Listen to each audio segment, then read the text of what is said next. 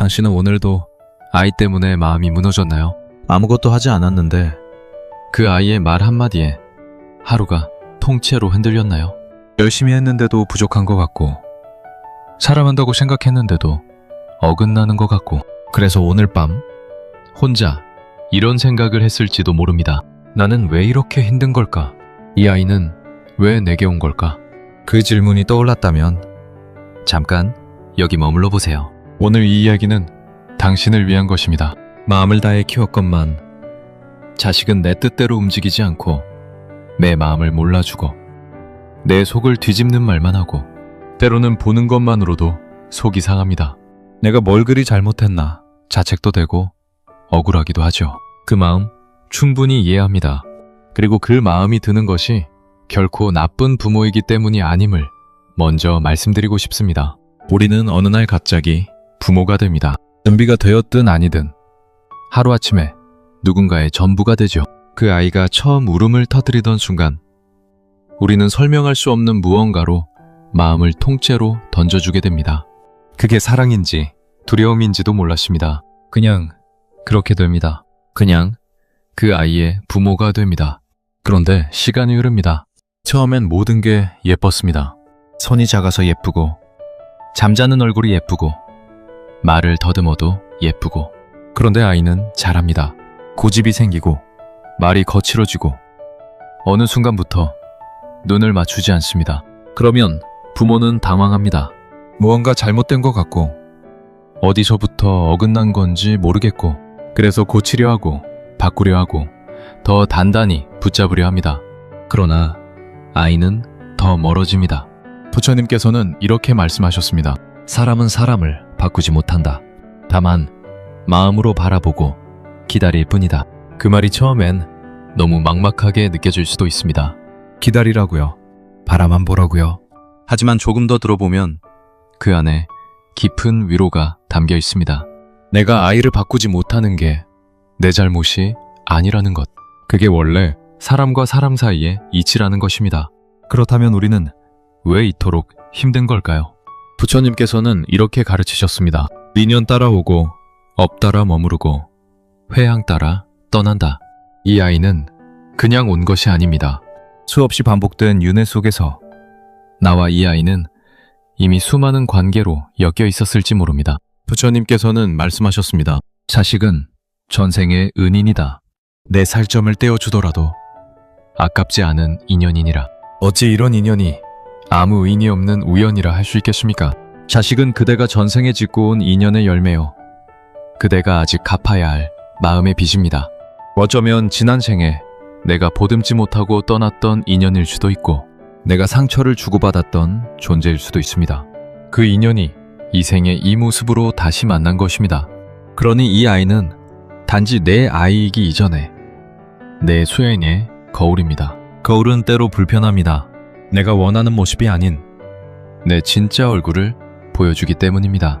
아이의 말 한마디가 내 오래된 상처를 건드릴 때, 아이의 무시가 내 존재를 흔들 것 같을 때, 그건 아이의 잘못이 아닙니다. 내 안에 아직 녹지 않은 묵은 마음이 고개를 드는 것입니다. 부처님께서는 말씀하셨습니다. 업은 멀리 있는 것이 아니다. 말과 눈빛, 침묵 속에 업이 피어난다. 우리는 매일 업을 짓습니다. 아이에게 건네는 말 한마디, 피곤한 얼굴로 던지는 눈빛 하나, 말없이 등을 돌리는 그 침묵 하나. 그 작은 것들이 쌓여서 아이의 마음을 만들고 동시에 나의 업을 만듭니다. 그래서 자식은 가장 가까운 업의 현장입니다. 그런데 여기서 무섭게 느끼지 않았으면 합니다. 이것은 우리를 심판하는 이야기가 아닙니다.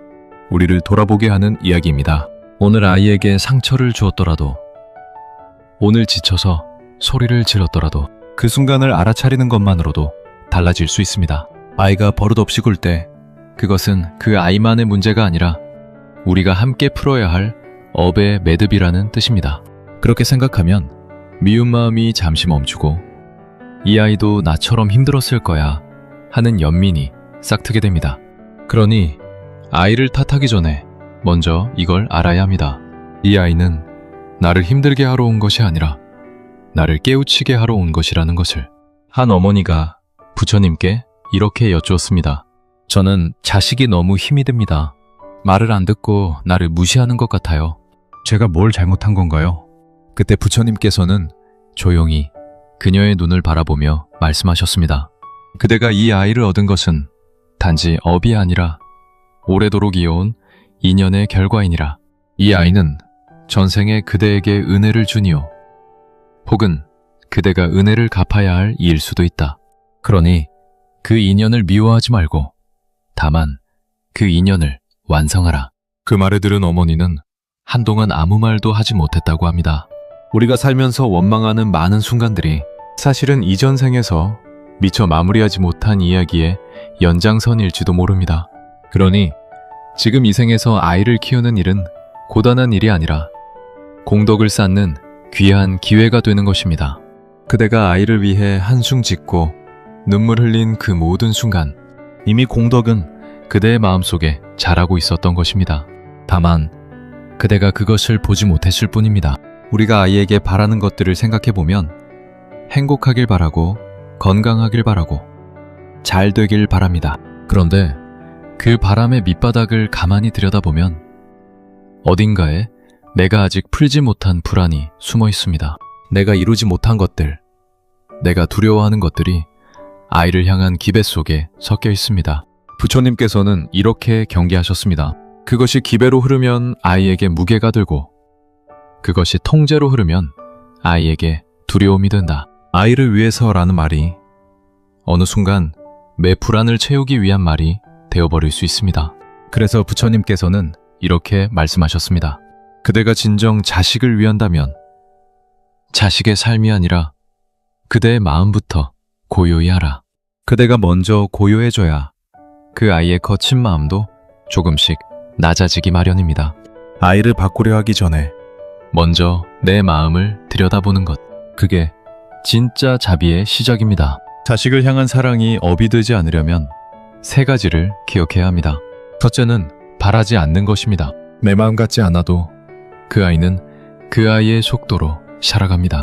그 속도를 인정하는 것이 사랑입니다. 둘째는 비교하지 않는 것입니다. 형제와 비교하고 친구와 비교하고 기준을 들이밀수록 아이의 자존은 조용히 무너집니다. 비교는 아이를 키우는 것이 아니라 아이의 마음을 작게 만드는 일입니다. 셋째는 내려놓는 것입니다. 내가 바라는 모습으로 아이를 만들려 하지 않는 것. 외려놓을수록 관계는 오히려 깊어집니다. 손을 놓는 것이 포기가 아니라 더 깊은 신뢰라는 것을 어느 날 알게 됩니다. 그리고 여기서 아주 중요한 이야기를 해야 합니다. 우리는 흔히 생각합니다. 내가 아이를 가르쳐야 한다. 나는 부모고 아이는 배워야 할 존재다. 하지만 세월이 흐르고 하루하루 아이와 함께 살다 보면 어느 날 문득 깨닫습니다.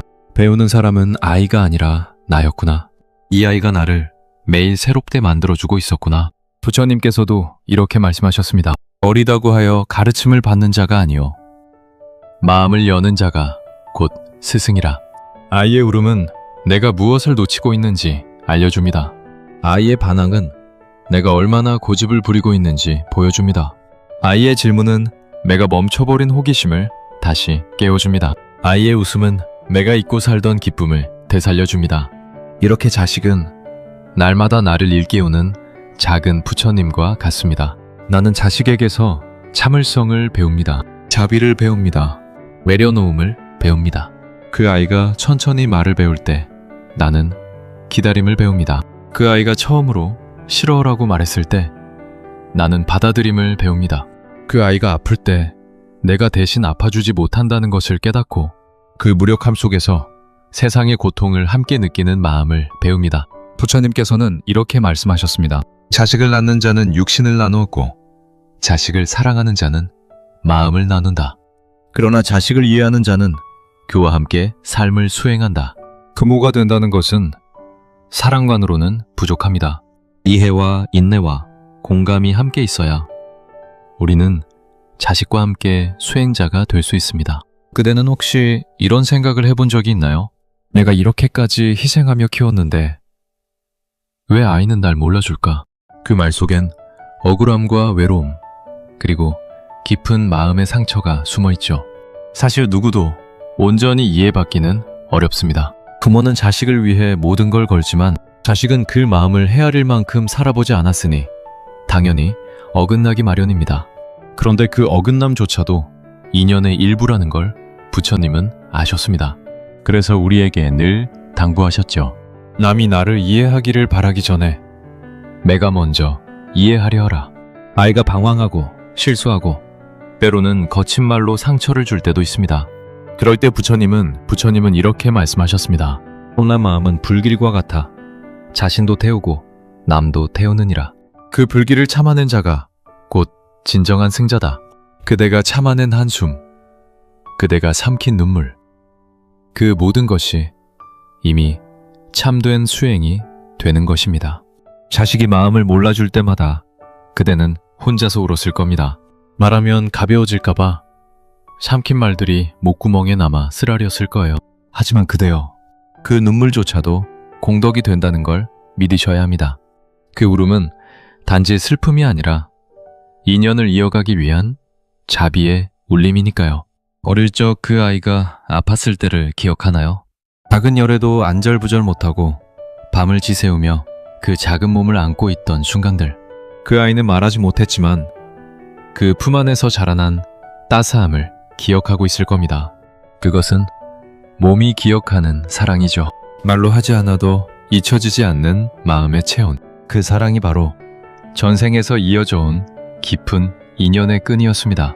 어느 날 한 신도가 부처님께 여쭈었죠. 저는 자식에게 너무 많은 걸 내어줬습니다. 그런데 마음이 공허합니다. 그때 부처님께서는 고요히 미소 지으며 말씀하셨습니다. 그대가 공허한 것이 아니라 비워진 자리마다 공덕이 자라고 있는 것이다. 그대가 자식을 위해 비워온 그 마음자리에 지금은 고요한 덕이 쌓이고 있는 것입니다. 그 덕은 보이지 않지만 삶을 지탱하는 기둥이 되고 세월이 흐른 뒤 그 아이를 지켜주는 힘이 되어줄 것입니다. 또 한 제자가 부처님께 이렇게 여쭈었습니다. 세존이시여, 저는 늘 기도하고 참고 견디는데 아이는 점점 멀어져만 갑니다. 그 말을 들은 부처님께서는 조용히 웃으며 말씀하셨습니다. 그대는 그 아이를 변화시키려 하지 말고 그 아이 안에 있는 부처를 보도록 하라. 부처는 누구 안에도 머무르며 그 씨앗은 그대의 사랑으로 자라나느니라. 그 말은 곧 우리 모두의 마음속에 자비와 지혜의 씨앗이 있다는 뜻입니다. 그리고 부모는 그 씨앗이 자라나도록 햇빛이 되어주는 존재라는 뜻이기도 합니다. 그대가 먼저 부드러워지고 그대가 먼저 내려놓을 수 있다면 자식도 언젠가는 마음을 열게 될 것입니다. 지금은 말라있는 것처럼 보여도 언젠가 아이의 마음이 조금이라도 열릴 때 그 사랑은 다시 자라날 것입니다. 어떤 꽃도 계절을 거슬러 피지 않습니다. 때가 되면 반드시 피어납니다. 지금 당장 보이지 않는다고 영영 피어나지 않을 거라는 말이 아닙니다. 그대의 사랑이, 인내가, 기도가 결국 그 아이의 마음에 닿을 때가 있을 것입니다. 그리고 이 인연은 영원하지 않습니다. 시간은 흐릅니다. 지금은 내가 아이를 안아주는 손이지만 어느 날은 그 아이가 나를 부축하는 손이 될 것입니다. 지금은 내가 먼저 말 걸어주는 부모지만 언젠가는 아이가 나에게 침묵을 건네는 어른이 될 것입니다. 삶은 그렇게 서로의 역할을 바꾸며 이어집니다. 그러니 지금 이 순간이 소중합니다. 오늘 아이와 눈을 맞추는 이 순간, 오늘 아이의 이야기를 조금 더 들어주는 이 순간, 오늘 아이의 실수를 탓하지 않고 조용히 품어주는 이 순간, 그 순간들이 아이에게는 사랑받고 있다는 증거로 남습니다. 사랑은 말로 증명되지 않습니다. 사랑은 무엇을 하지 않을 때 더 선명해집니다. 자식이 지금은 등을 돌리고 있다 해도 언젠가는 반드시 돌아올 것입니다. 그리고 돌아보는 순간 그대가 그 자리에 여전히 있어주기를 바랄 것입니다. 제 마음속에 부모를 담아두고도 제 뜻대로 살기 위해 등을 보이는 존재. 하지만 그 등 뒤에 언제나 따뜻한 품을 기억하고 있다는 걸 그대는 알아야 합니다. 부처님께서는 이렇게 말씀하셨습니다. 한 줄기 향은 바람을 거스르지 못하나 자비의 향은 모든 방향으로 퍼지느니라. 지금 메어놓는 이 따뜻함과 기다림은 결국 아이의 삶, 어딘가에 남아 언젠가 그 아이를 멈춰 세우는 힘이 될 것입니다.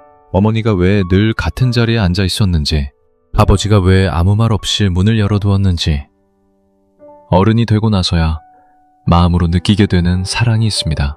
자식은 그것을 나중에 비로소 이해합니다. 자식을 위해 비워온 자리, 포기한 시간들, 참고 견딘 말들, 조용히 물러난 자리들, 그것이야말로 진정한 공덕이었고, 지금 그대의 눈빛에 깃든 따뜻함이 바로 그 수행의 결실입니다. 자식이 나에게 온 이유는 나를 기쁘게 하기 위해서가 아닙니다. 나를 더 깊이 있게 하기 위해서입니다. 자식을 통해 내가 배운 모든 것들은 결국 내 삶을 더 부드럽게 만들고 내 존재를 더 깊게 만들어줍니다. 이제 이 인연을 부처님께 회양합니다. 자식에게 해준 모든 것은 결코 희생이 아니었습니다. 그것은 전생의 은혜를 갚는 고요한 감사였습니다. 그 말을 마음으로 전하는 순간 그대의 눈엔 고요한 평화가 깃들게 될 것입니다. 그리고 그 평화는 자식의 마음으로도 반드시 흘러가게 될 것입니다. 부처님께서 말씀하셨습니다. 모든 인연은 흐르되 자비로 맺어진 인연은 헤어짐이 없느니라. 인연은 끊어지지 않았습니다.